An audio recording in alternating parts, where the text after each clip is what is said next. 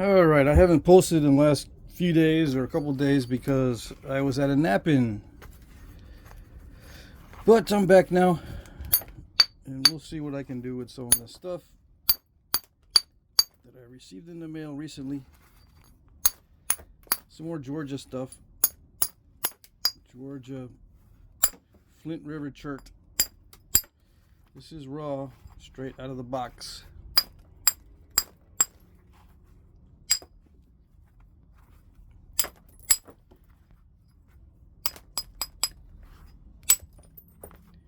This is from Jeff Head. He's on Facebook. I'll put a link to his Facebook page in the description so you don't get mixed up. There's more than one Jeff Head on Facebook.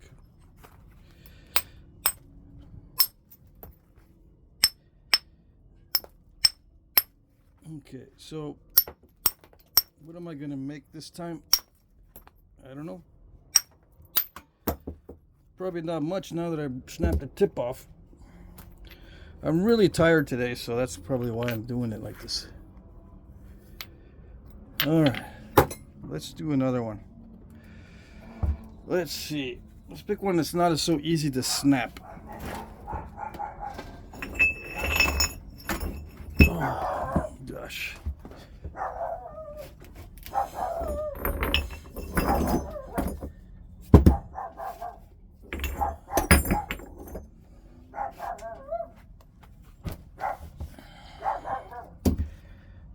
Yeah, don't pick an easy to snap piece when you're tired. Let's see, how long was that?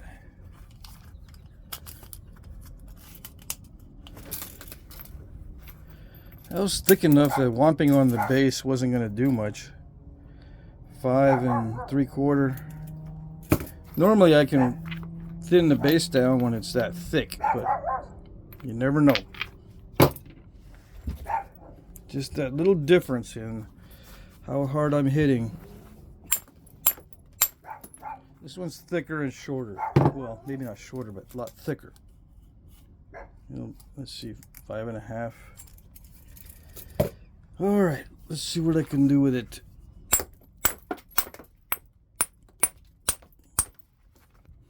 Why am I tired? Well, the Knapping was 6 1/2 hours away. Yep. 6 1/2 hours.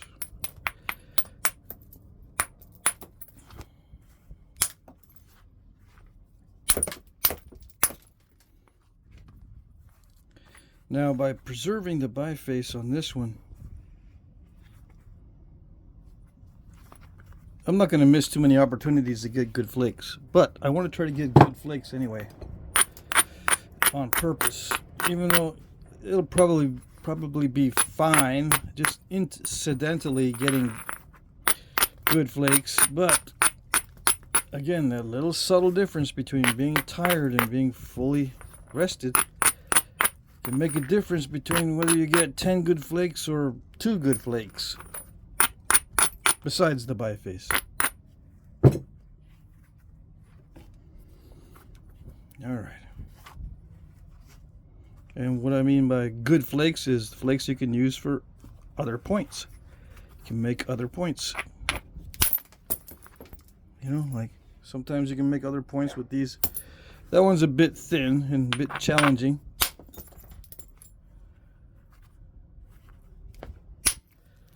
Yeah, that's a little bit better, but let me see.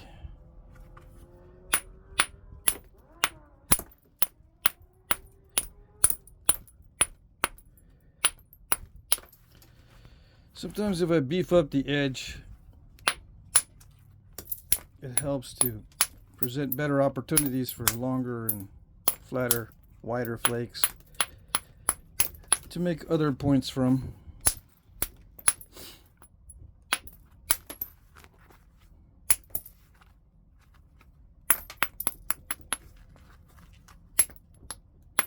So that's what I'm doing. I normally don't do this. I normally advise against trimming around the edges when you're a new guy. and I see with the bobber going all the way around the edges. I normally don't encourage that, but in this case, what I'm trying to do is get some big flakes for what they call bird points. You know, bigger than this. That's only about 1.5 inches usable. You know, normally you want to have 2 inches or more usable.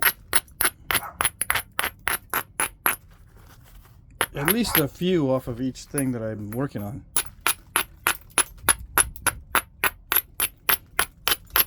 If you're interested in maximizing it.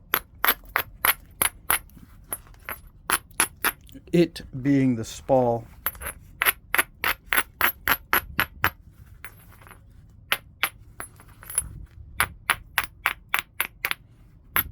This is what we call a spall.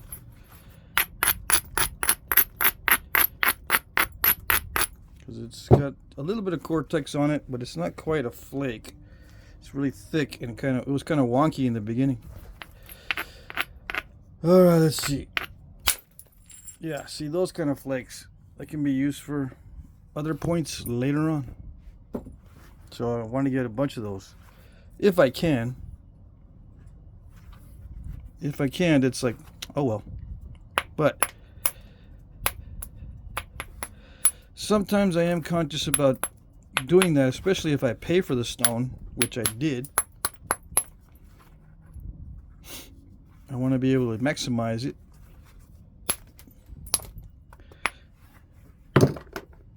And get the most usable flakage out of it.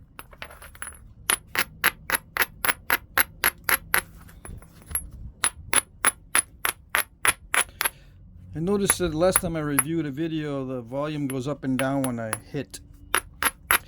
There's a setting to eliminate that, and I guess I didn't click it when I rebooted my phone, or set it to factory settings a while back.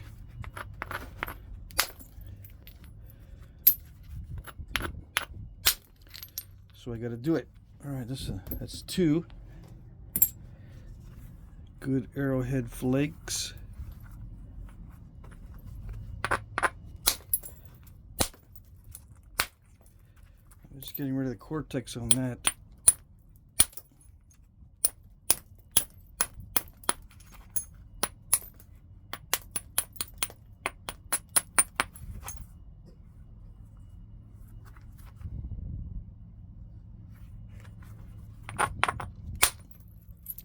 Yeah, semi versatile. I can make small points out of stuff like that. I'd rather have stuff like this. It's 3. Yeah. That one came off in a weird way, so that's semi-usable.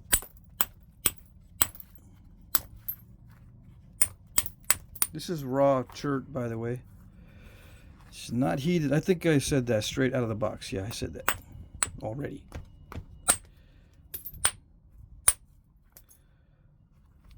What am I going to make?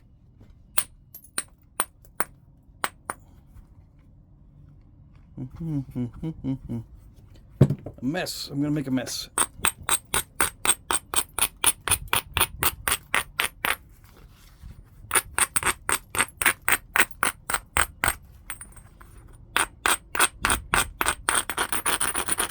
Got another big abrader. My other one is getting worn down. For you guys that are good at keeping track of stuff, how long did it take me to wear down a perfectly brand new one to this size? How many points was that? Not very many.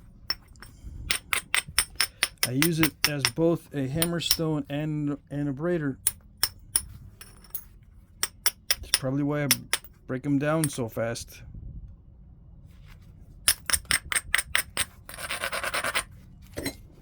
I don't want to conserve them. Some people say, well, if you don't want them to be broken down so fast, don't use them like hammerstones. I'm not saying I don't want them broken down that fast. I just want to be able to keep track of how fast they get broken down, so I can kind of predict it.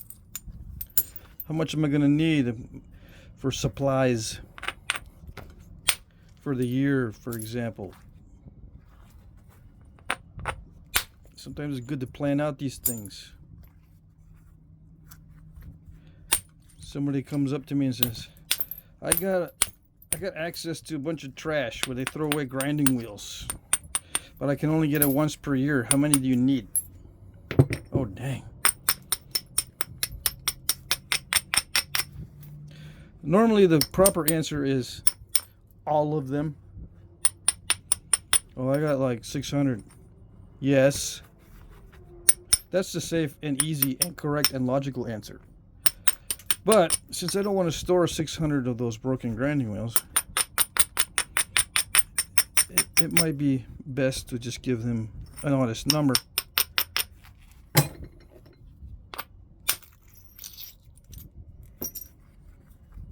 Also, if you get a lot of money for Christmas and you're planning on knapping for a year and you're going to get money for Christmas next year, how much of your Christmas money do you need to spend for this year's tools?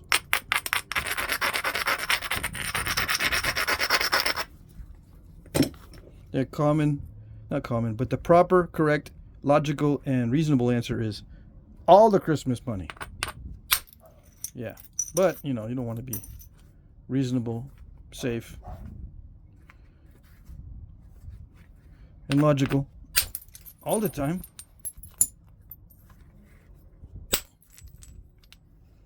Or do you? Yeah, you do. All right.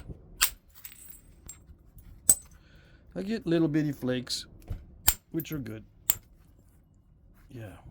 Except when I do that, I don't know what's up with that partially detached flake.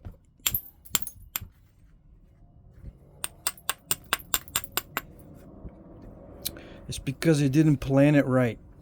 Yeah, I know. I know. How do you plan it right? Well, you look at where you're hitting into. If you hit into a concavity, you're asking for troubles. That's the rule.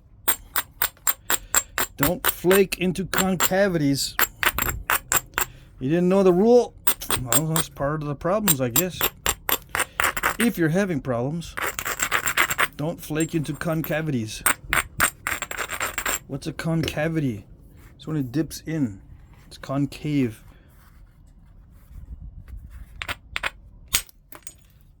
Yeah.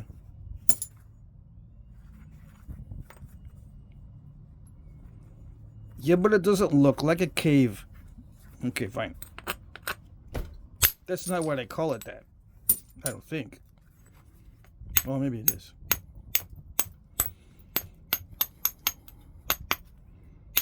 From the word cavity. Not from the word cave. Although cave is from the word cavity too, I believe. Yeah. Yep. Probably. Alright. What am I going to do about that partially detached flake? Nothing yet. Nothing yet. I want to look for a good opportunity. Like that one. But it only partially removed the partial flake. See how sneaky the rock can be?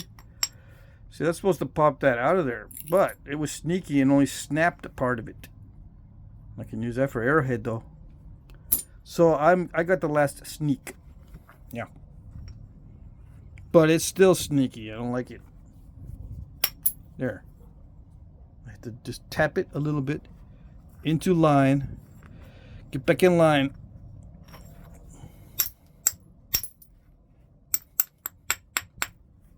So to speak. Just remember, folks, these rocks can get sneaky. Look, see, it also curved itself. I didn't curve it. Yes, I did. See, trying to scoop out big flakes installs curves sometimes. Or just in the process of thinning, you know. You think you're all gonna get a nice big good flake, and then all of a sudden you look at it and you go, wait a second. That was a nice big good flake, but too good, too nice, and too big. Dang it. Oh yes. It can be too nice, too good, and too big in flint knapping. And there I go again. Holy moly. Yeah, I cannot be napping large pieces when I'm tired. See what I can do with something else here. Okay. Each one of these, when I break them, costs me about 20 bucks. Yep. All right, let's see. Dum dum dum dum dum dum dum. I got this big one, but that again, this is a time stone for another video. It is 8 1/4. I got this as a gift at the Knapping, this last Knapping I went to. I believe it is a Texas rock. It is a tabular chert, and it's probably very sweet, and I'm definitely not going to nap that today. Maybe not tomorrow either. I usually don't snap 2 in a row, so that means it's pretty bad. Let's see. Do we go smaller? Let's go smaller. Much smaller.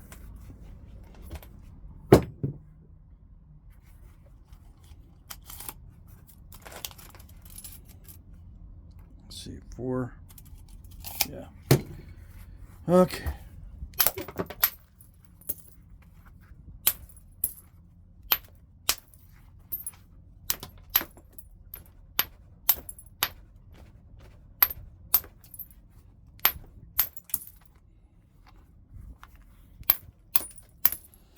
Okay, so some of you might be asking, why do those cost you about 20 bucks each when you break them?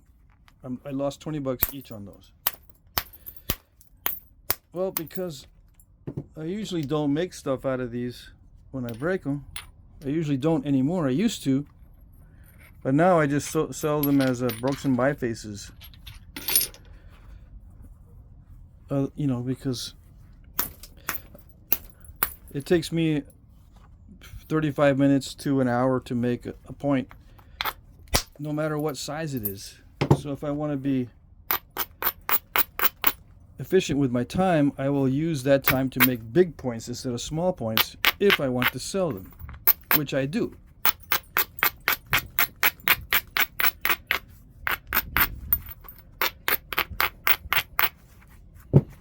So, you know, those they go for about 30 bucks, and then when I subtract shipping, it's about 20 on the average.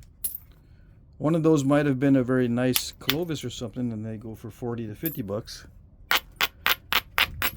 I might even lost more than that. Yeah. It's important to get your rest, boys and girls. I don't sweat that sort of thing, though. You get used to risk taking.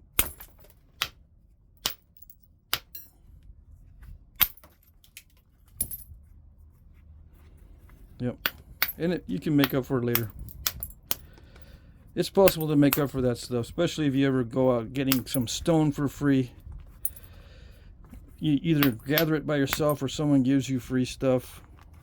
They're never going to nap it, so I say, here, you can have it because I'm never going to nap it. And you could turn around and sell some stuff you make from that free stuff. And you make up for the loss of whatever you paid for. But you got to go to Knappings. I have a video called Knapping Update. If you look down, you scroll down in my videos. If you get on the proper page where it shows all my videos, scroll down and it says Knapping Update. I forget what number video it is, but it's not too far down there. And it'll give you the latest notes. I have a few updates, like maybe 2 updates on that, but I think one of the updates is already passed because there was 2 Knappings on the same day. Well, we'll see. I'm getting ready for the auction tomorrow, so I can't do anything between now and tomorrow evening. But after tomorrow evening, like Monday night or Tuesday during the day, I can update that list. I haven't updated that list at all because I've been preparing for Knappings. Anyway, you can get good stuff at Knappings.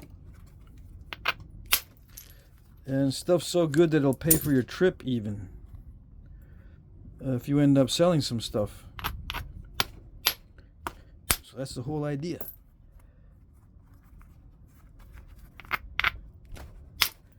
Yeah. This last one was 6 hours away, but I got some stone. I was able to do another errand and pick up some of my son's belongings from an old apartment that he stayed in.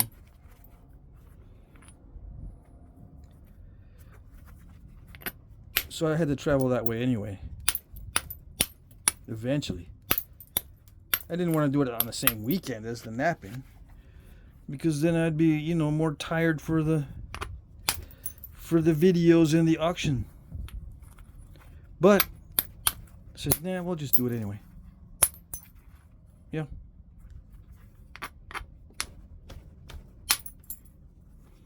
Just do it anyway.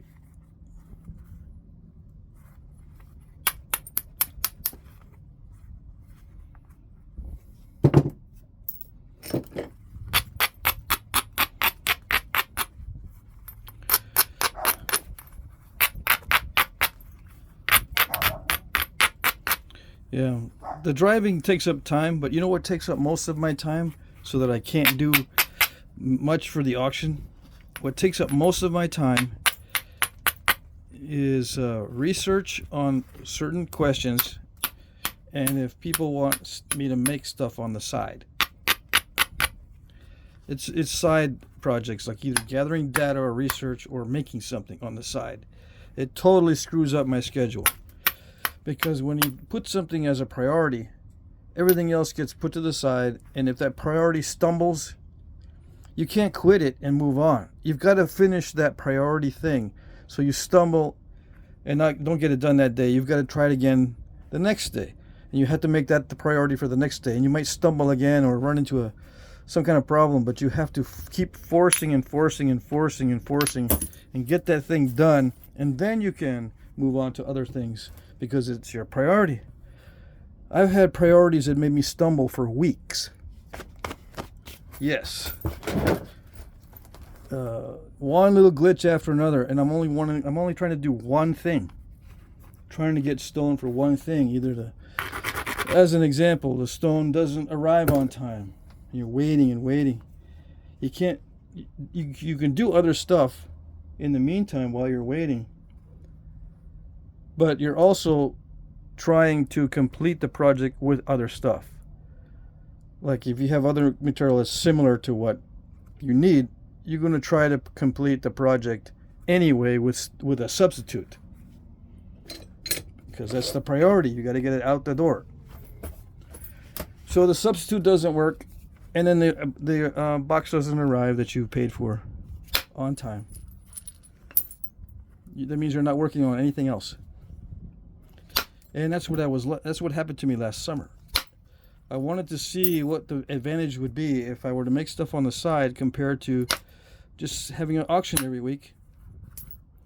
And side projects are a tremendous headache because you make them the priority.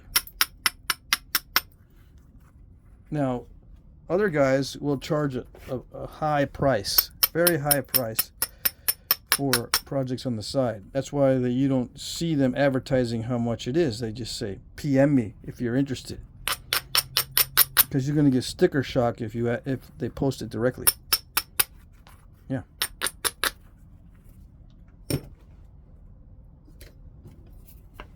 Oh yes. They know they're doing stuff on the side. It's going to cost them a ton of time. Because they have to make it the priority. And if your buyer of the stuff on the side is very patient, you tend to put his stuff on the back burner for days and days and days, and there's never a really good time to get back to it because you really don't want to spend all of your time trying to satisfy that one order. When is a good time to spend all your time on one priority order? None. There's no good time for that.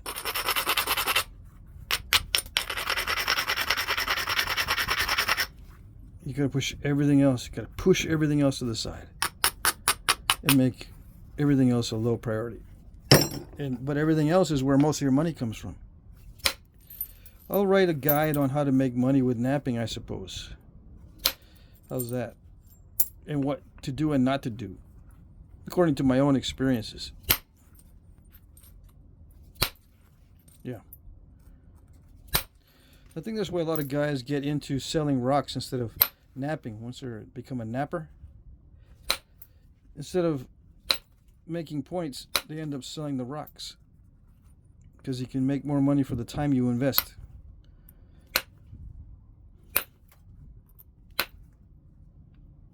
Yeah, for the time invested, it's a better return if you just sell the rocks. For a lot of people, if they have good access to rocks. Some people are swimming in rocks. So yeah, they can make a ton of points, and it won't cost them anything for materials. But for the same amount of time, they could be processing the rocks and make a lot more money.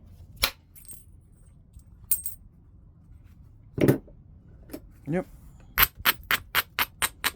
In case you didn't know, in case you're aware or you're curious about how it's going, or how it goes on the other side. What's it like on the other side? I've done flint knapping for money before, but it was never a weekly thing or a constant thing. And my video posting has never really been a weekly thing or a constant everyday thing until recently.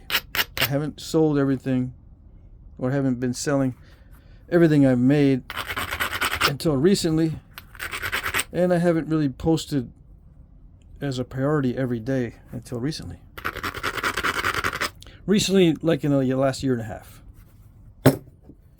Yeah, but now it's a whole different kind of ball game than just a hobby, which is fine. I'm taking the time to find out how it is.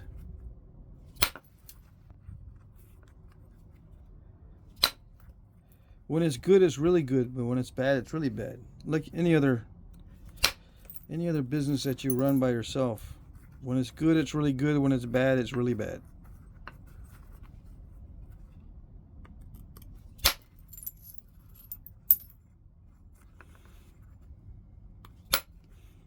And starting over usually isn't an option because it takes too much time.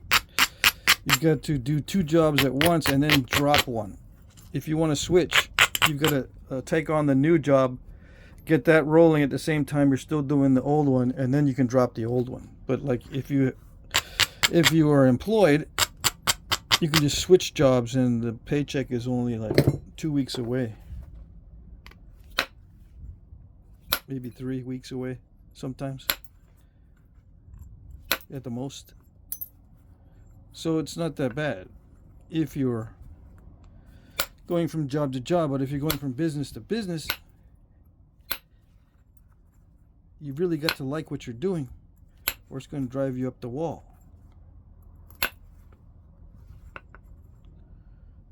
And that's saying it nicely. With some people, it changes their entire brain. They become very cynical.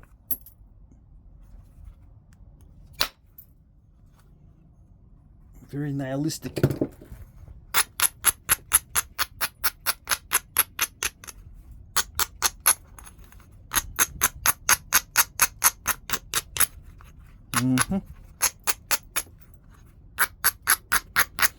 And I was reading, not yesterday or today or recently, but a long time ago I read that some people are not susceptible to disappointment like other people.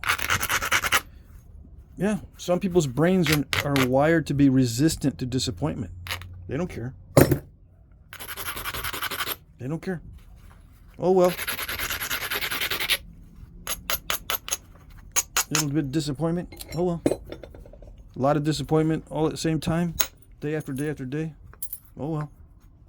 They're not crippled by it. Some people are crippled by just a little bit of disappointment. They're completely crippled by it. Can't do nothing for days from one little disappointment. If you're like that and you want to get into napping, it may not be as relaxing as you might think. Let's put it that way. And if you most of the guys that I meet are doing it for the love of it, which is perfectly great, perfectly fine. Most of the guys I meet, they love it. There's some, they get frustrated that they can't really be spending the money on it, so what they're going to try to do is sell some of their work to justify the hobby. You know what I mean? That's smart. But then they end up not making any money on it. Either because they're doing all side projects that get their priorities all screwed up, or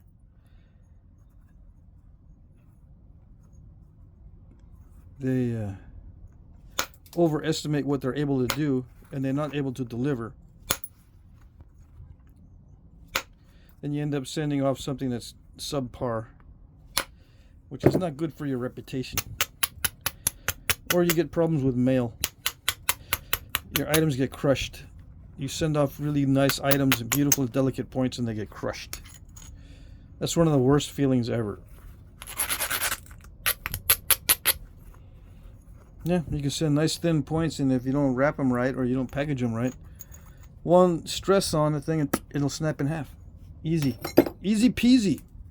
Or the tip will snap off in the shipment. And if you got 2 points that are next to each other, you package them and tape them down or something so they're kind of next to each other, and then the mailman drops it 2 or 3 times, they start banging against each other, you could have chipping going on in the contact areas. And then makes it look stupid. Yeah. I laugh because I don't want to cry. Yeah. What makes me think about this stuff? Or why did I bring it up? Well, I just got on that little... I got on the subject, so I said, no, let's just talk about it. Yeah. I got on the subject, so let's just talk about it. I got into the subject of how much does it cost when I actually break something on video, or whenever.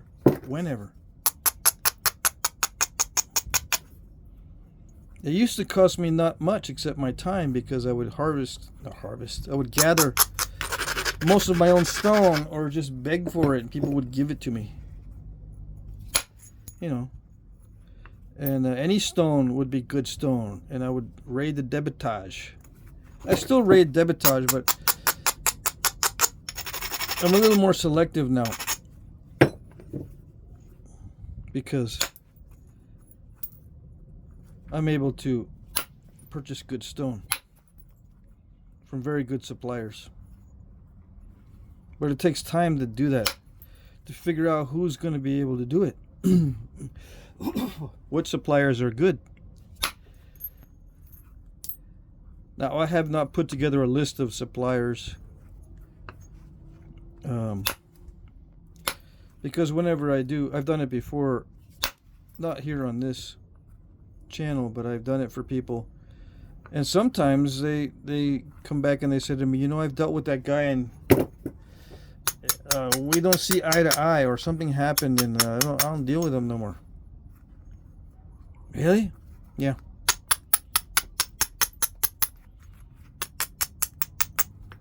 Well, sorry about that. Yeah.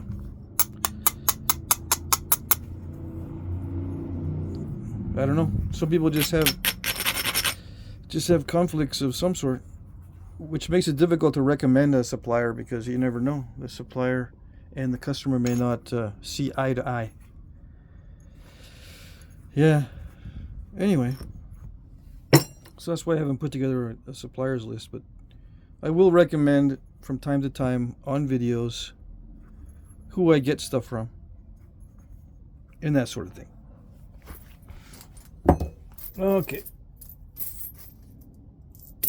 I'll pick through that a little bit later. So what am I going to make out of it? Something from Georgia? Yes. Or from Florida. Or from Alabama. Or even South Carolina. Or even Mississippi. Right? Sure, they traded this stone far and wide as far as I know. I don't know about really, really far and really, really wide, but it was found in a big area as far as artifacts go. I've seen Clovises made from this kind of stuff, but they look kind of funny. They've got really pointy tips. I'll make one. I was going to make one out of this. Well, out of the first one. I was going to try for a Clovis out of this one. The first one I broke. And then I said, no, I just give away that idea give up on that idea because I already snapped it in half. When I do the fluting, now that I think about it, I'll probably snap it in half. So I got a smaller piece, I snapped that in half. So now I had to get an even smaller piece. So what's the lesson in all that? The lesson is, if you really want to know, if you want to maximize what you have, as far as stone, and you don't care too much about making big blades, this is the size that works for me a lot. 2 inches by 3 inches. You can get a lot of spalls and flakes that'll satisfy the requirement for a 2 inch by 3 inch. And you can even, a lot of times, pick this size up on the surface. Let's see. And you can also buy faces from people, and it'll give you that size. So I just grabbed this really quick. This was bifaced by Jeff. It was part of the box, and it's perfect, for this particular size point. And they're common. Nodules of this size of flint or chert are often very high quality, with the cortex still on it, that are big enough to make one of these. You're going to need, like 20% more around the edges, maybe 30% more around the edges, depending on the quality of the stone, to come up with a 2x3. And lo and behold, by strange coincidence, most artifacts fall into this category, 2x3. 2x3. Right, for little dart points. As a preform. They get smaller. This is going to get smaller, but this size, you'll find at little dart points in vast quantities of this size, and anything larger is going to be rare, or it's a knife or something. All right, I'll stop yapping. Some of you guys, you got the volume turned down, and I'm sitting here going, and there's no napping going on. And you're wondering what's going on. What is going on? Yeah, I'm yapping.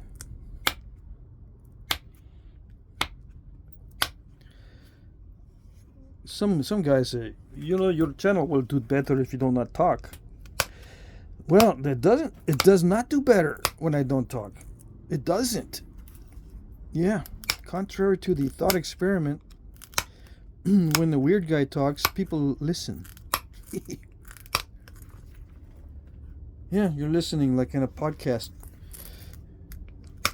or something. Like this is a podcast.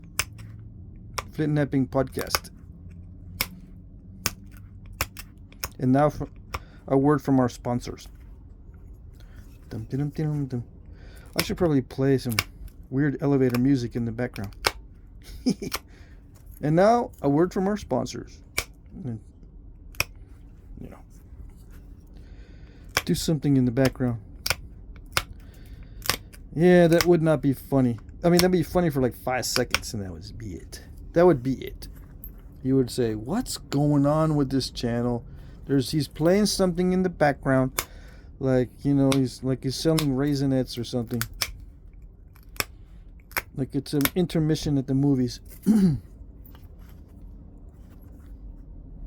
it would be funny for like 5 seconds, and you go, heh. Okay, what's next? Yeah, come on, let's get serious. I want to see some actual flint napping, because I can't do it. I can't do the flint napping. It's driving me insane. And I'm working on 4 side projects, and they're wondering where their stuff is.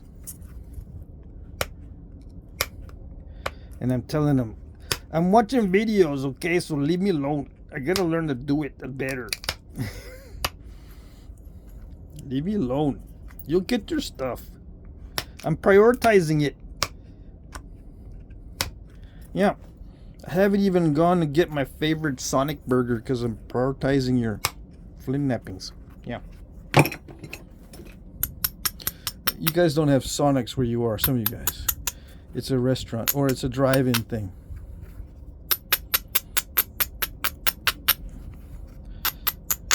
Yeah, popular here in Texas. Sonic. My kids, whenever I would recommend or suggest we can go somewhere, that's where they would want to go. That or Chick-fil-A. Yeah. But when you got priority flint nappings, you can't be spending your money on Chick-fil-A or Sonic. All your time and money is spent on satisfying those orders. Yeah. Makes you miserable. But not everybody. Some people, I don't care.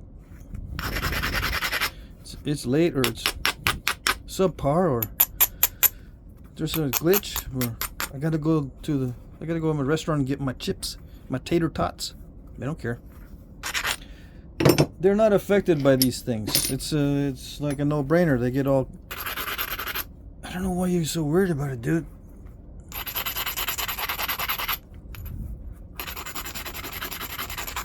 It doesn't even register. How do I know these things? Well, I know people like that. It doesn't really bug them, unless it hurts their bottom line a lot. It doesn't bug them at all. No. And it's not apathy. It's just the way the brain is wired.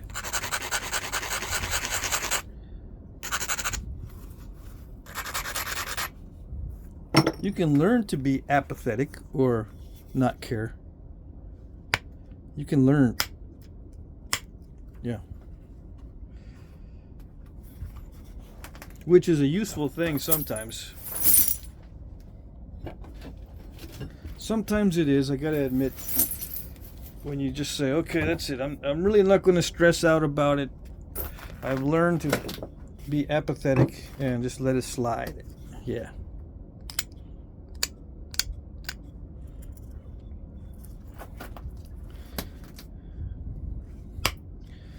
But yeah, it can get a little bit dicey. Yeah, you don't want to use it as a crutch. Now that you've learned to be apathetic, it's like, well, I'm gonna use it for everything. It works so well that, you know, I'm gonna stop caring about lots of stuff. Yeah. So there.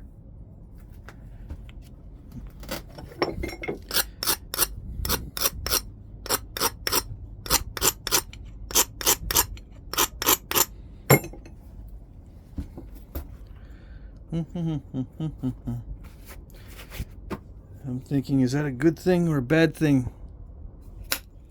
Well, sometimes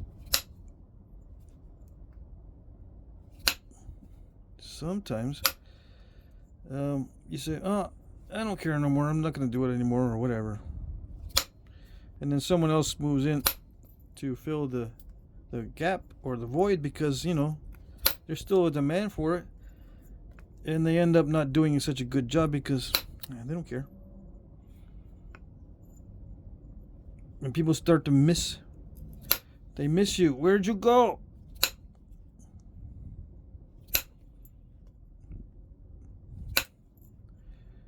Yeah. There was a time where, you know, sometimes I would just take breaks and not make videos, and people would say, "Where'd you go?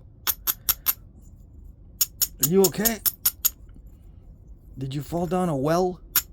Like in that movie The Ring? Or did someone throw you down a well?" Don't see no videos from you. Yeah, I'm fine. I didn't think anyone would care that much. Well, some people do.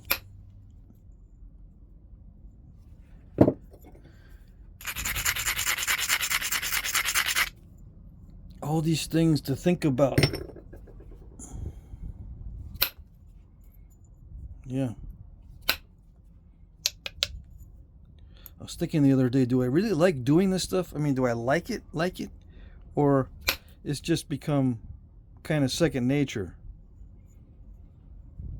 I was thinking about that. You think about a lot of stuff when you're driving, right? So I'm thinking, I don't know. It's almost like now I can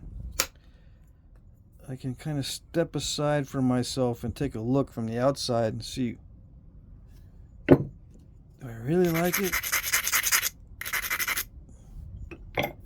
Let's try some, look at this objectively. And I do like it. Yep, I do. I'm happy to report that I actually like the Flintknapping. And once you realize that, things become easier. Yeah, a lot of stress goes down the drain, like washing your hands or whatever. It's good to have those moments.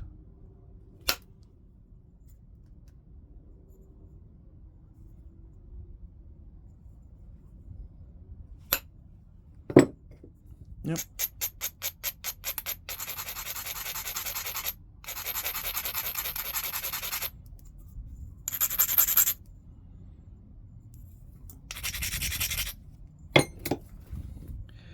Now I am going to be practicing some different techniques coming up. Things have been hectic, so I can't focus. I'm still doing same old for most of my stuff, but there are some techniques that I'm picking up at some of these nap-ins that I'm going to be focusing on as soon as I can, as soon as I can have some, I don't know, alone time or something. I need to get into some deep focus. I can't do these. I can't work on something difficult in a spastic state where things are still moving around too fast and changing around too fast. I've got to be able to sit down and focus. And not just for a day or two, but for weeks. Yeah, that kind of deep focus. And I work on some techniques.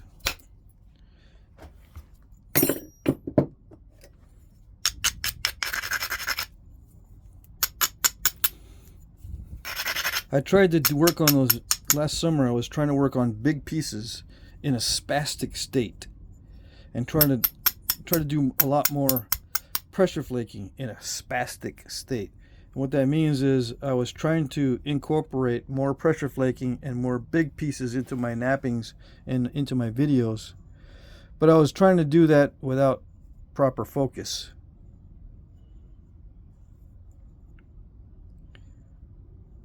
So it was pretty miserable.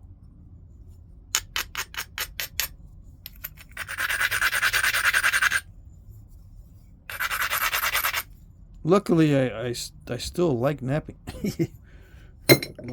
Luckily, I still like napping. Yes. I laugh because it's I do it so much that it shouldn't even be a question.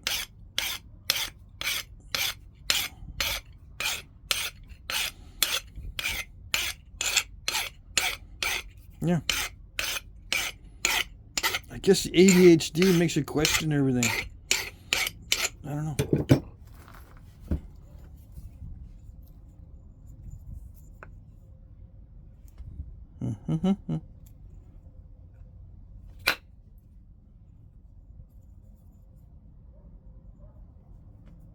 Anyways.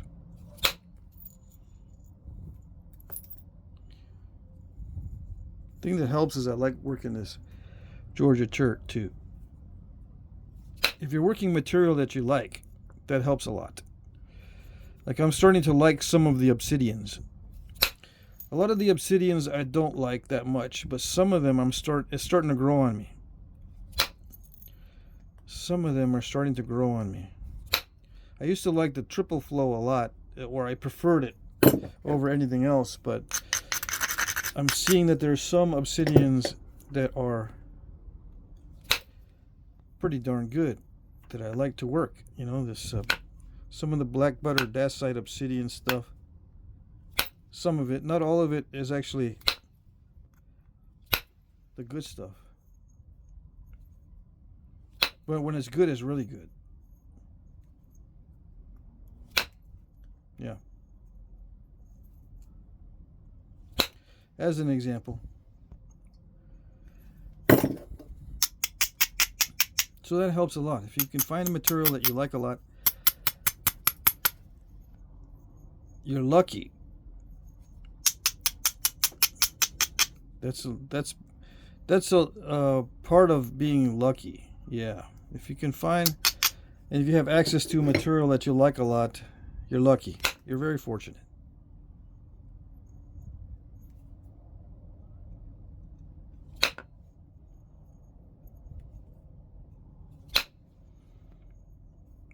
Yeah, people that I've known that have napped stuff that they didn't like so much, they didn't stick around in napping very much.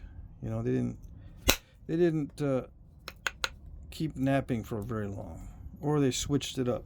I talked to a friend of mine just briefly. He's no longer napping in the way he used to nap, or not interested in napping the way he used to nap. So he's going to change up. Sounds familiar, yeah, I know, but he's changing up a lot.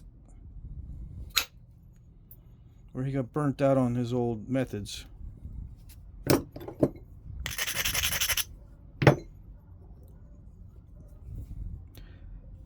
He can make some beautiful points. So even the guys that can make really beautiful points, they can get burnt out.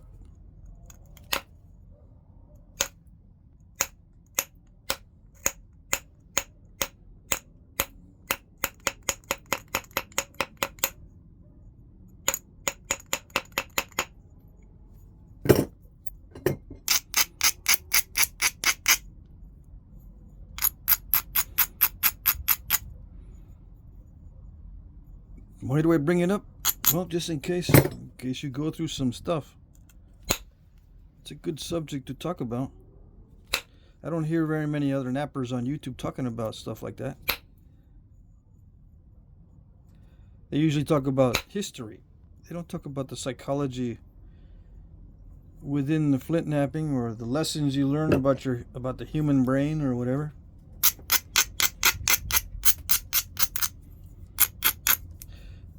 If I wasn't learning lessons about the human brain, I don't think I would have continued napping, because that's one of the things that I like about it. You know, you hear all this stuff online about psychology and the way the human brain developed, and anthropology and all that. And you're sitting there, you're developing this skill, and you realize that they had to develop this skill under very harsh conditions in many cases. What motivated them to keep going when obviously they had serious challenges just to stay alive without having to without even taking into consideration the difficulty of how to learn this skill. On top of all the other challenges, there was the difficulty of learning this skill. And you get to realize that either we are soft these days, and it's it's gone now from our mental capacity, or we're just not up to our full potential. We're not acting and living according to our full potential. How many people these days have a very deep knowledge of a certain kind of skill? A craft type of skill. There's a lot of people who have knowledge on how to manipulate people to get attention on social media, for example. They get a very deep knowledge of how to manipulate people and hack into the human mind as far as what gets attention. It seems like that is good. That is the skill of the day. How to hack into the human mind to get attention.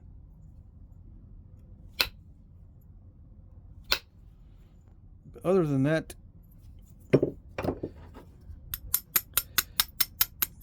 you have a select few who work in industry and they produce inventions and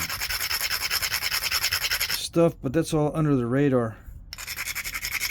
And they don't talk about the life lessons that they have from developing that sort of skill. They just bring home the money, drink their coffee, watch the movie with their husband or wife, and go to sleep. Yeah. There you go. I'm so glad I can make a lot of money. Good night, honey. That's it. They don't share. And the ones that are sharing stuff are sharing stuff like, watch me jump across these 2 buildings. Yeah. I got a skill at jumping across buildings from one building to the next. Not only can I jump, but I have the ability to get your attention. It's not only how far I jump, but where is it that I'm jumping? What city? What environment? Who's around me? What can I stage as a little accident, maybe to make it more interesting? Or a fail? Or can I add some stunts? You know, practice stunt falling. And yada yada yada. All these attention skills. It's not really our full potential. I don't think. They're hacking into a weird part of the brain.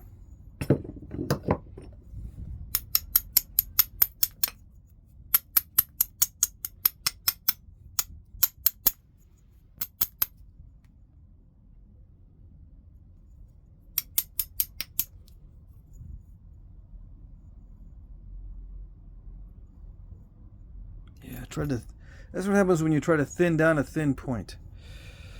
You do that. And I was trying to be nice. I was trying to be nice to the edge, and look what I get. What am I gonna do?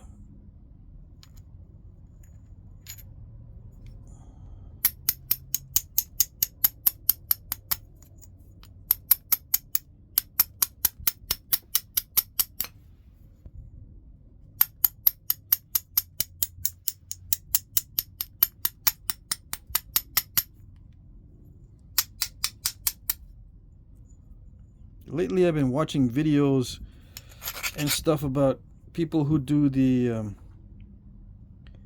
freedom of speech audits and public access audits, and they stand somewhere and take photos and videos that makes like public employees nervous. Like they'll stand in front of City Hall and videotape and stuff, and they'll say, you can't videotape here, and then the police come, and then they talk to the police and say, you know, I'm in a public place, I can film here, leave me alone. You know, they talk back to the cops. I've been watching those videos.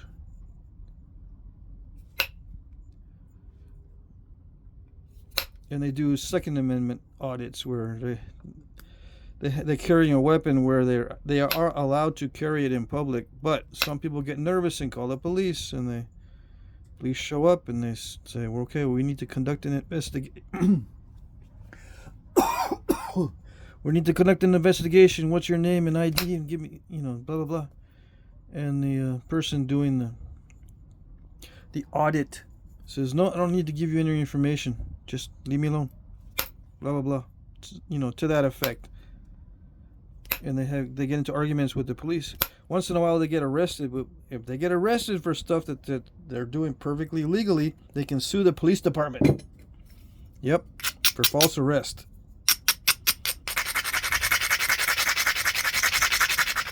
I started watching those and I'm going, you know what? I got better things to be watching than this. Even though it's interesting. These people are just, it looks like they're just creating a stunt.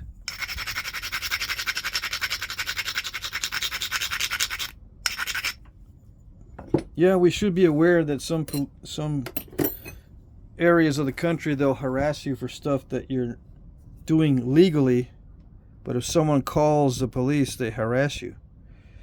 Yeah, it's good to know and be aware of that, but I can be spending my time more wisely learning how not to get step fractures like that, I think.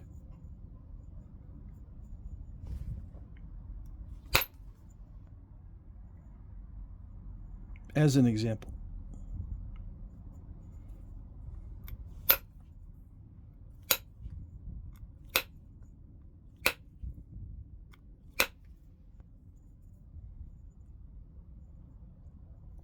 I know what it is. I'm trying to keep it wide. I'm trying to take a shortcut and trying to keep these things wide. Now, it doesn't cure the problem by making them narrow.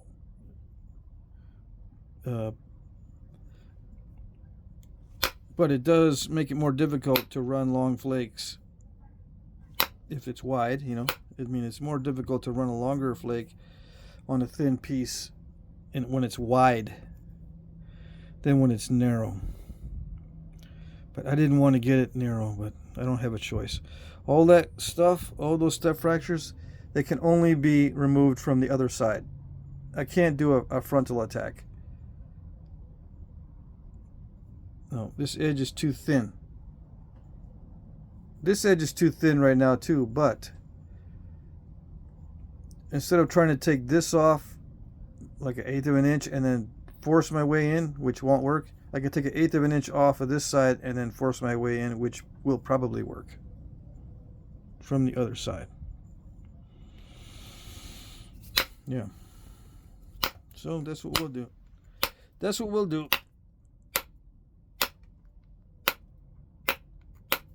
Now, when I'm napping with friends at a nap-in, are we talking about napping the whole time? Oh, no. We are not. Chit-chatting about other stuff while we're napping. Just like I chit-chat about other stuff while I'm on video. And some people in the comment section have mentioned that. So for you guys that don't know what happens at nap-ins, a lot of times the conversations have nothing to do with Flintknapping whatsoever. I'm not going to tell you what they are because none of you beeswax. You just got to go and find out. But anyway, they don't all talk about Flintknapping and exactly what to do. No.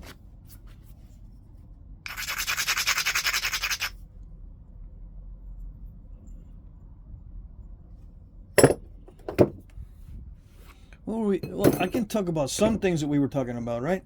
Let me see if I can come up with something safe to talk about so no one gets the idea that I'm talking about them behind their back. Ooh, that's gonna be hard. What can I do? What can I talk about? Let me see. Well, obviously I had to talk about something that I was talking about. That way I can talk about myself behind my own back. Yeah. That's okay. If I talk about myself behind my own back,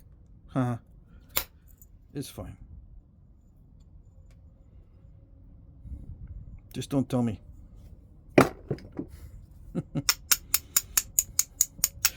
I don't know. What was I talking about?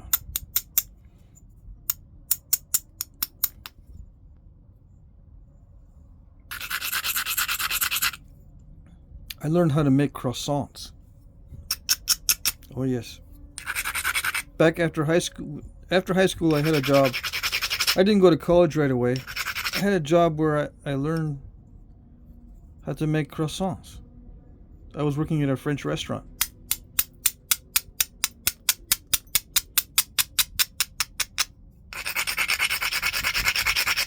I have fond memories of that because it was so funny.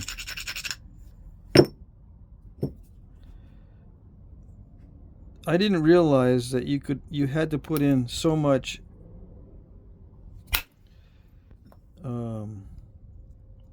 care and effort and artistic ability into making something like croissants. If you want to make them the correct way, quote unquote. Yeah.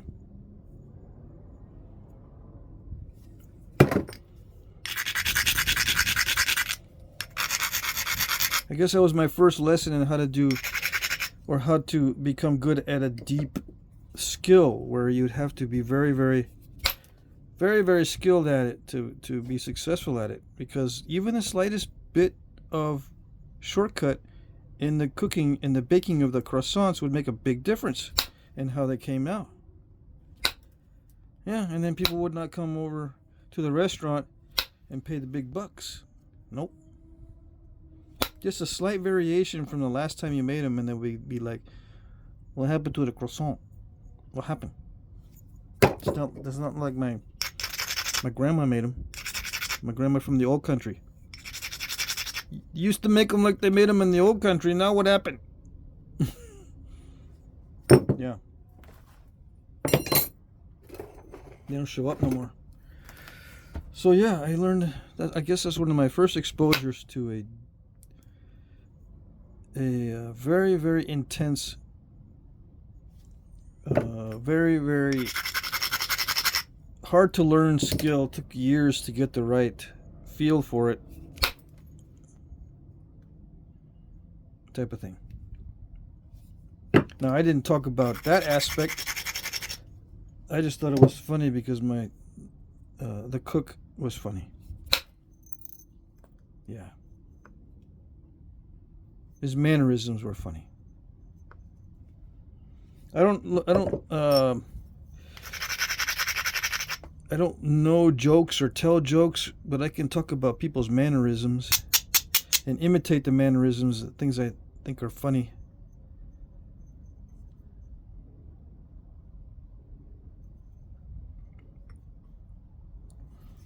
And that sort of thing.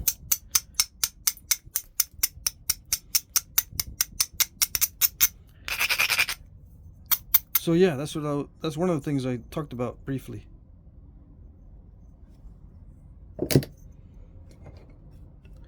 Now, I suppose people want me to talk about Flintknapping primarily during the nap-in, so I may not be able to satisfy everybody. I could be teaching every minute. Yeah. I was showing people at the nap-in in Tennessee. I was showing people how to do certain things, overcome certain obstacles, the way I do it, and things like that in person. And they say it makes a big difference seeing it in person, because then you get the entire experience and not just the small narrow lens view, this camera view. It's limited. You don't get to see the full swing when I swing hard for the fences, so to speak. As an example, or how I organize my tools on the side, or what tools I pick, what I'm using. I'll go and I'll say, you won't see this, but on the side here, I got tools set up, and I'll go, no. Okay, yeah, that one. There's a little bit of a delay sometimes in what tool I'm going to use. But you don't see that on video because you don't see my hand go, oh yeah, that one. You can hear me sometimes looking around for stuff, but you don't realize that sometimes I really don't know what to use. And you're thinking, oh, I do that too. I didn't know that someone experienced would go through the same stuff. What do I do? What tool do I use? Sometimes you just gotta wing it, you know, you don't know. Try one and put it down and try another one. It didn't work to put it down.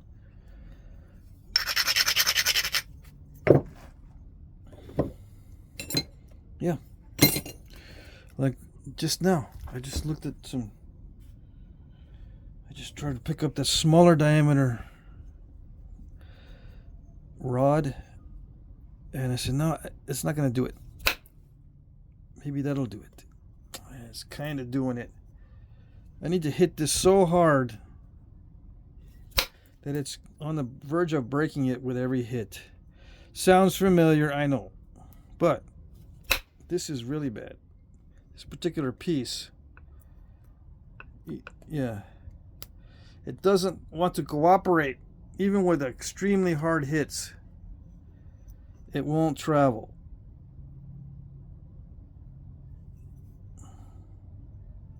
Bummer. Even hits that could break the whole thing.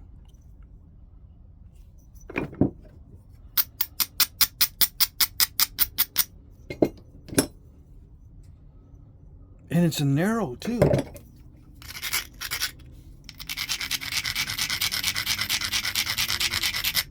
So narrow in comparison to what it was.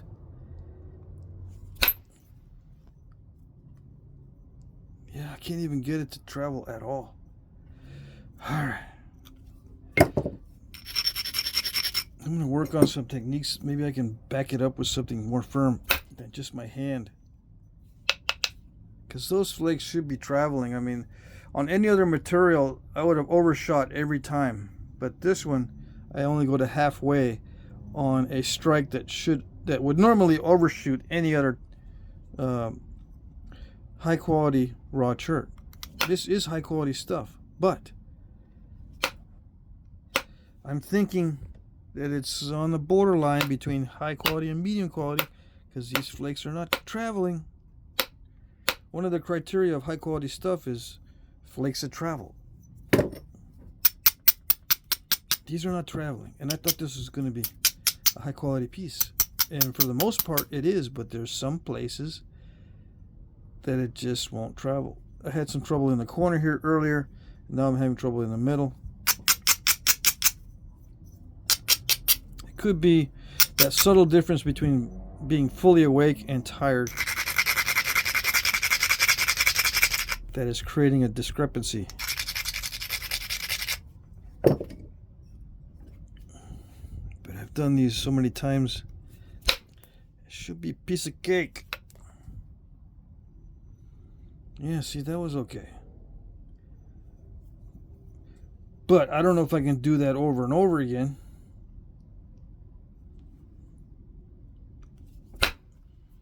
Yeah, see? Yeah.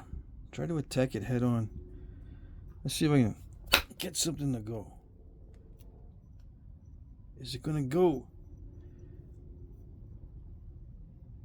I don't know.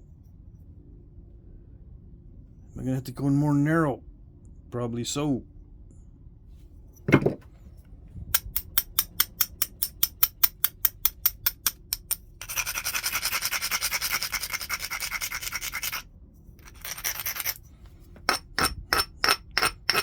I think I cleaned that up already once. It's not the tool.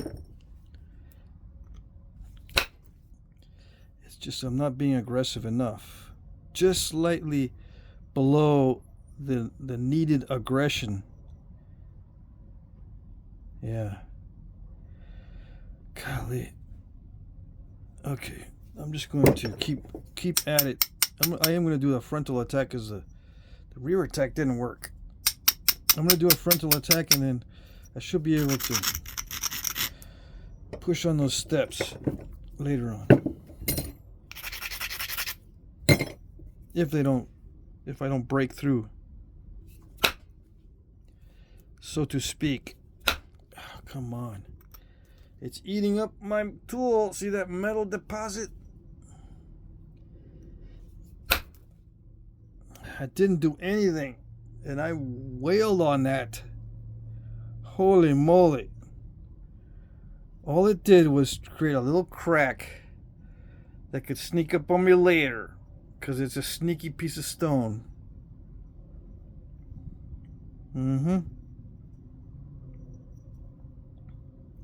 Wait, it did do something, right? It did go that way. All right, it did go this way. And it created a step right there. Yeah. Big deal. You see where I went?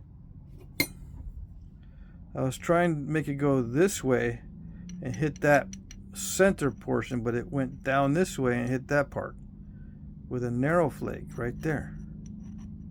And I hit inward this way. Maybe slightly downward toward this part. Yeah, and it went downward a lot. I was hoping to create a bigger step right there so I can push off on it.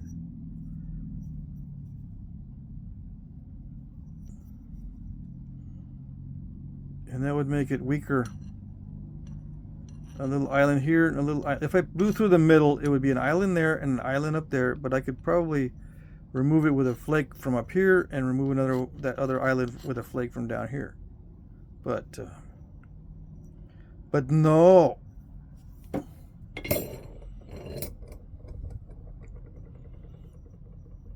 It wants to be a little booger head.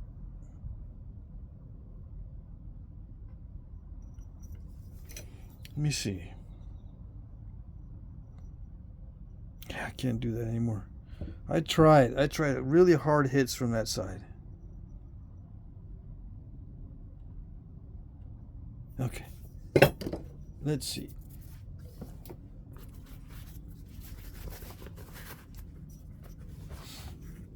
I think I have enough for the auction tomorrow, so I shouldn't be putting any pressure on myself tonight. Yeah, I'm just going to go to bed early.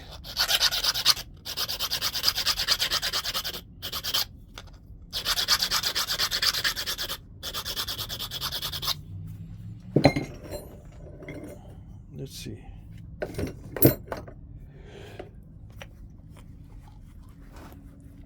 Yeah, I'm already yawning. All right, here we go. Let's see if I can push off. No, not like that.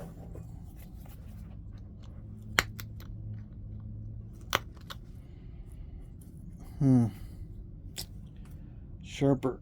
Needs to be sharper. Yeah, it's not narrow or not skinny enough. Or thin enough. It's not thin enough. To get right up on that step fraction.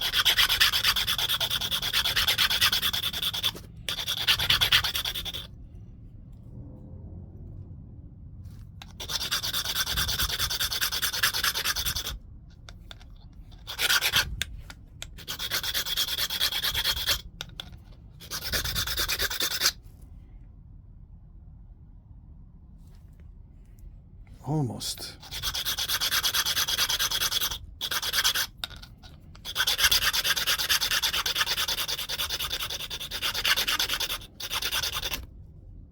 Okay.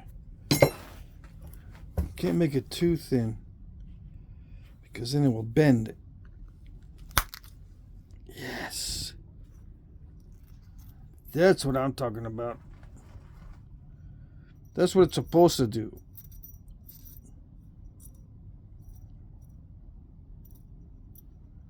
However that went on there.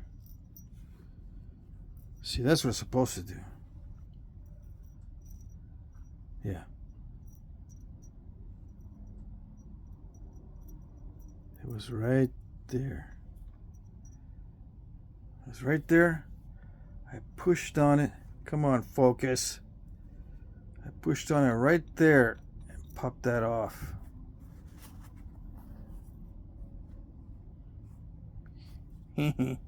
Gotcha. Now let's see if I can duplicate that. Get these little pieces out of the way on that one. Undetached flakes. I might be able to push on that one and get that stuff rasher to continue. Maybe. We'll see. I already created a burr on the end of that. Yeah. So gotta sharpen it again.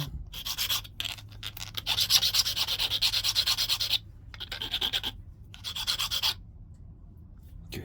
I'm gonna push on this right here.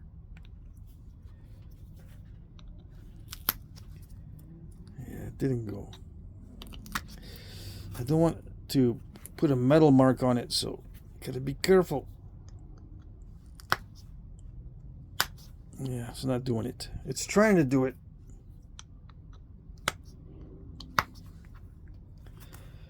If I keep at it and keep at it, it's going to put a metal mark on it. It already did, I think. And a metal mark is just where you can see the steel remnants. You can see little bits of steel on the surface right there as it across the top. And there's some steel in the front right there. And I pushed on this and there's some steel there too now. Yep. Now with Obsidian, it'd be easy to get all that from behind. But it's not Obsidian. These flakes are not traveling at all. You're thinking, that's good enough. Good enough for government work. Yep. Alright then.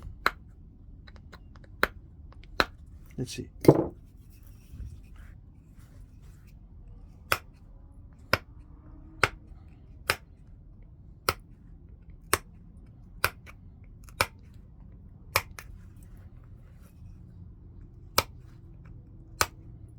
All right then.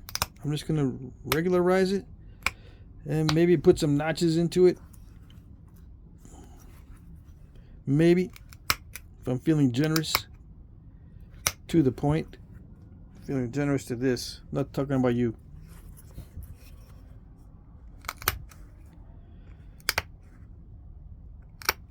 I try to satisfy viewers as much as I can within reason. Yeah.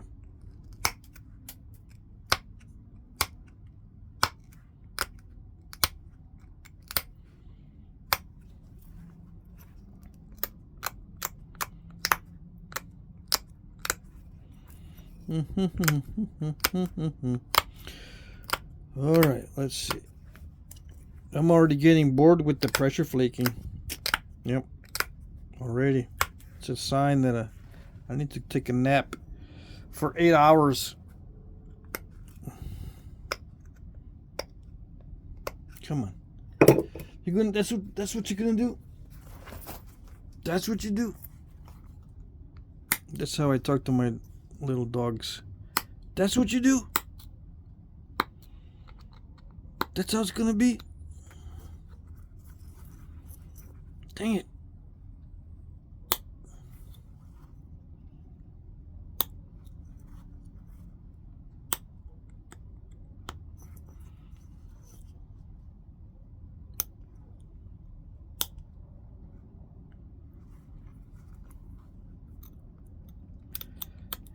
Yeah, I can't be distracted at all while I'm doing the point, because you know what happens when I'm working on the point. For those of you who don't know, I mess up the points a lot. The tips. Yeah, I mess up the tips. I'll give you a tip. Don't watch how I do tips. The tip of the day, don't look at how I do tips. Yeah. I'm not going to learn too much.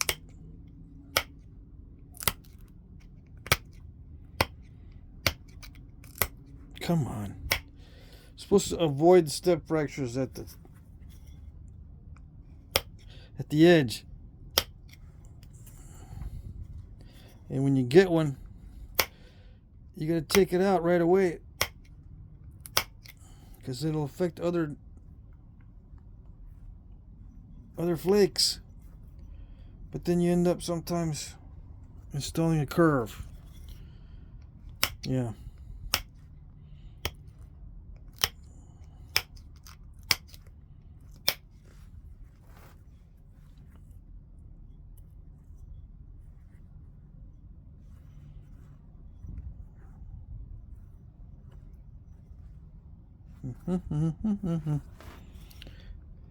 Alright, so no long flakes on this pressure flaking, no long flakes.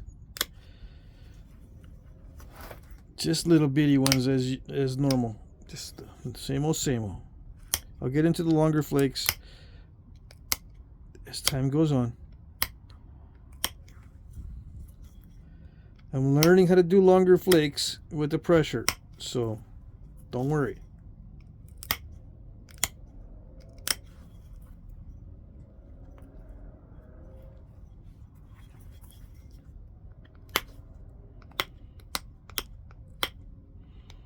Most of the guys that I nap with at the nap-ins, they like random flaking with just pressure retouch, nothing fancy. Yep. So I'm under real no pressure other than what I'm putting on myself. In case you're wondering. Is there someone that's really bugging me about it? No, there's nobody really bugging me about it at all. I'm just bugging myself about it. I want to get into learning how to do the long flakes because that's part of how our brains developed. You know, doing difficult things. How does a brain learn how to do something difficult? I want to know how the brain learns to do something very difficult.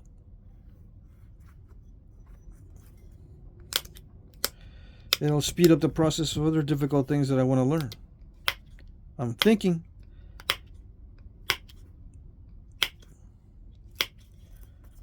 Yeah, the more skills you have, the better.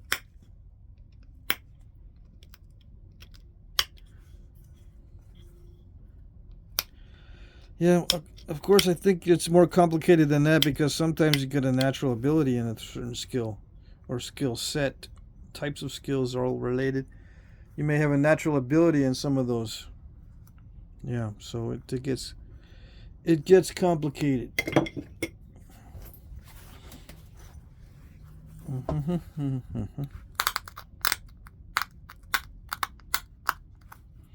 Everyone wants to see notches, right? I think so.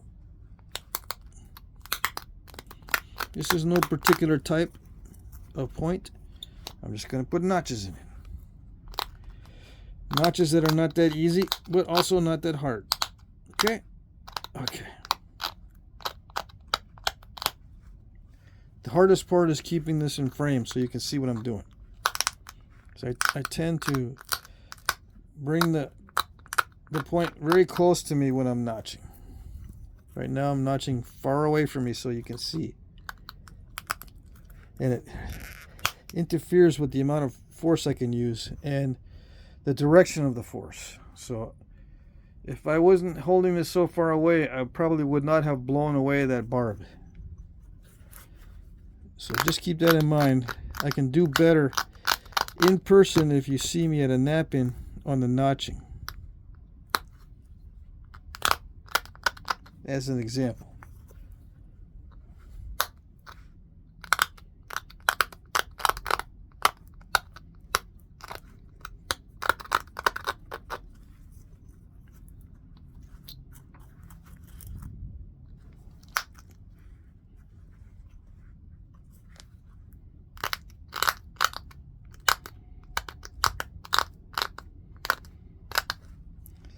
If I'm not concerned about holding this in frame or getting leverage on it the way I need to, I can usually talk my way through it and tell you what I'm doing. But in this case, if I think about it too much while I'm trying to maneuver and stay within an area where you can see, I can't be talking too much. All right.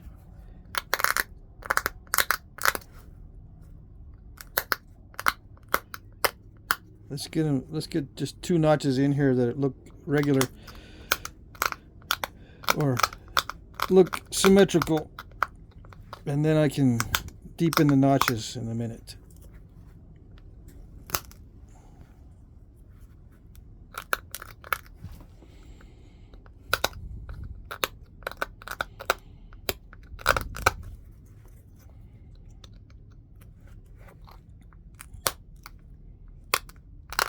Now, isn't this the one that I sharpened earlier and made really thin so I can pop out step fractures? Yes, it is. Believe it or not, as long as it's not too thin, it does help with the notching. But as you can see, notching wears it down fast, so it doesn't stay thin for long.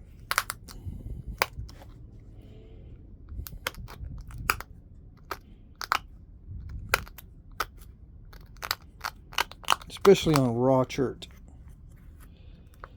Raw chert is an abrader on steel for sure.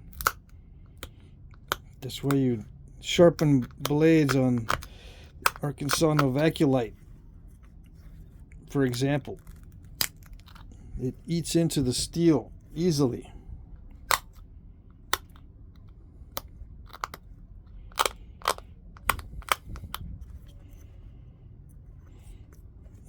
You might say, well, I thought you said the steel does not require much maintenance. It doesn't. Copper is even worse. It gets eaten up even faster. And aluminum, forget it. An antler, oh boy. Yeah.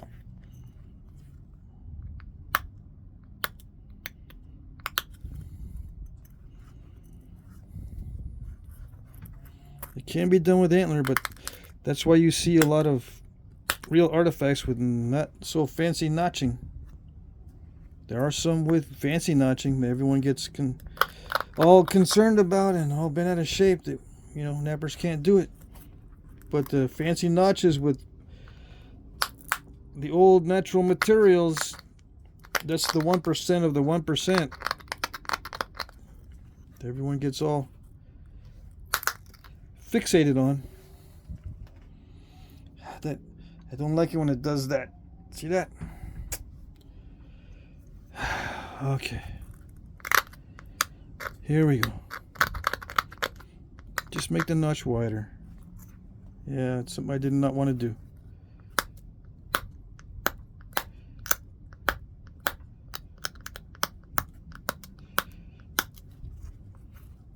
I'm pushing too hard for the depth. It's still not deep enough for me to be pushing that hard. And so when it's not deep enough for me to be pushing hard, the flake will wrap around and then exit because it's too close. The notch bottom is too close to the barb. When the notch bottom is further away, you can more successfully add more pressure without worrying about that pop out taking the path of least resistance and wiping out your barb. Like right now, I can put a pretty good amount of pressure if you could see it, because I put it close to me. Probably could not see it. I went like that and then pushed pressure. Let's see.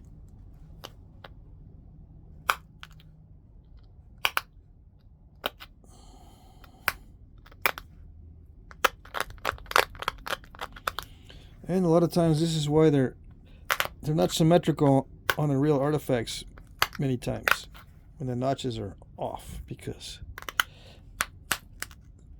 you can't always be perfect.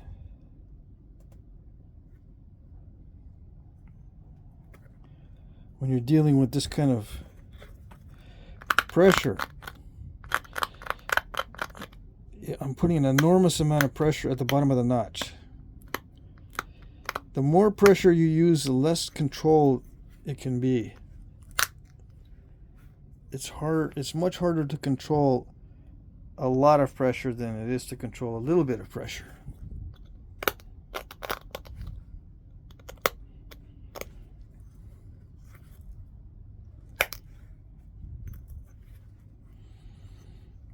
Now, should I try to go get rid of that step fracture right there? Because that'll interfere with the hafting. Yeah. On real artifacts, sometimes you'll see a flake come in from the side and try to get that. But a lot of times, it will ruin the piece. Well, I shouldn't say a lot of times. It's just a habit of saying a lot of times. No, it can ruin the piece. But I pushed off against the step, against the face of that step, and wore it down a little bit. But I think what I'm going to do is grind the base and take another flake in there. And that'll be the last thing I do on this.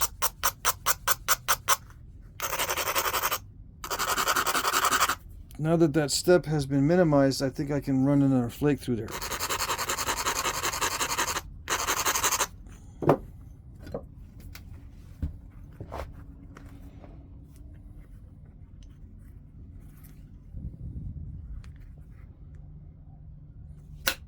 Let's see. Whoa. Sweetness. Now there you go. It cooperated that time. But yeah, perfect. That's exactly what I was hoping for. A nice thinning flake. Let's just have that bump right there, that bulge, but it's alright, it's alright.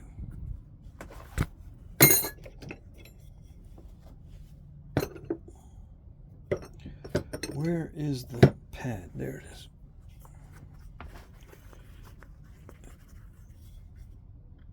I can't see.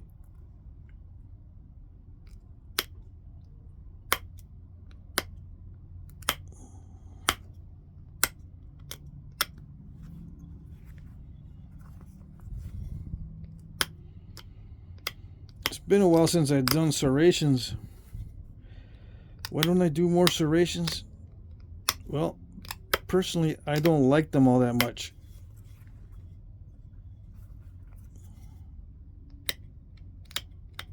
If you want to talk about likes and dislikes, I don't really like doing the serrations.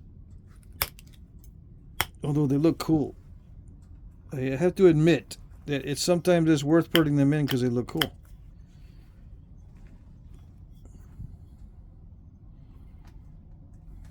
Alright, that's good enough.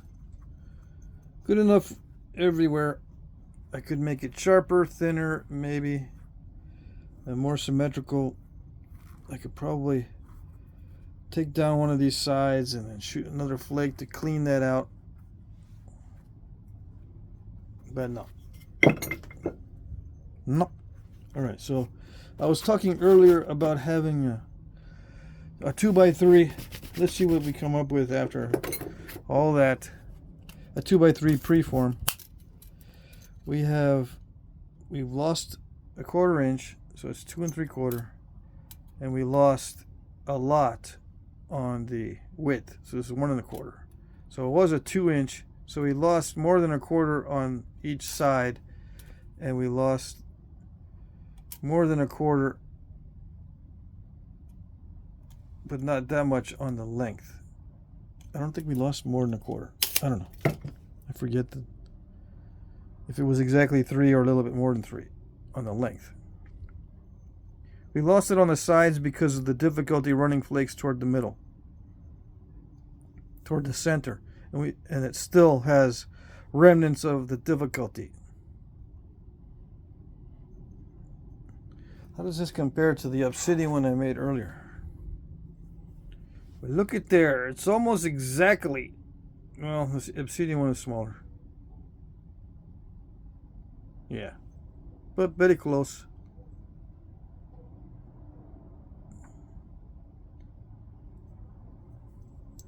similar type of base arrangement. I don't know if that's a type or not. Yeah, I just put in the notches in the barbs and the ears like I want. I'm not really going for a reproduction. Okay. I do like it.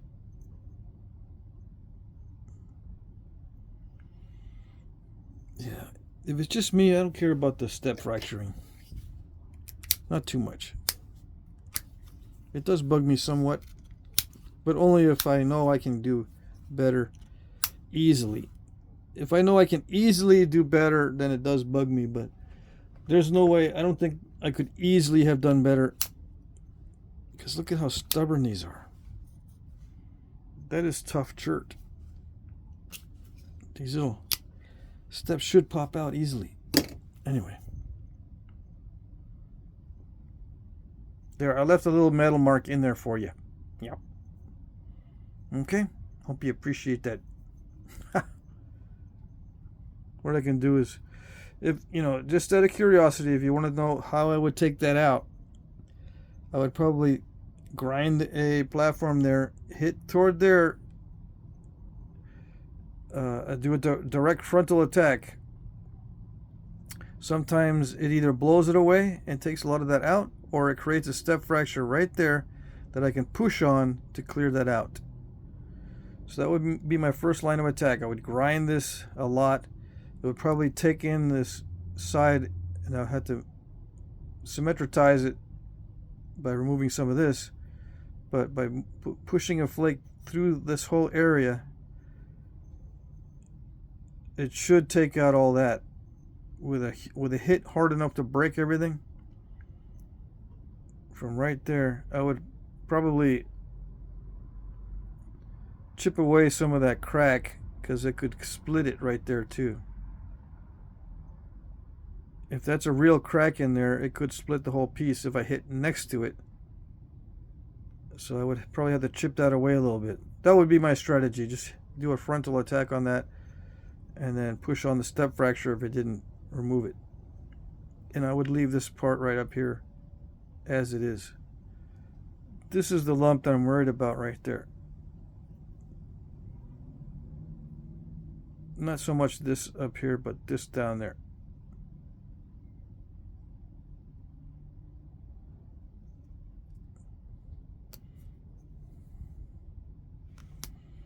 Okay, I'll upload this tonight, and then I'm going to go to bed early. Hopefully I'll be able to post the auction quickly without having too many issues. Alright. There it is.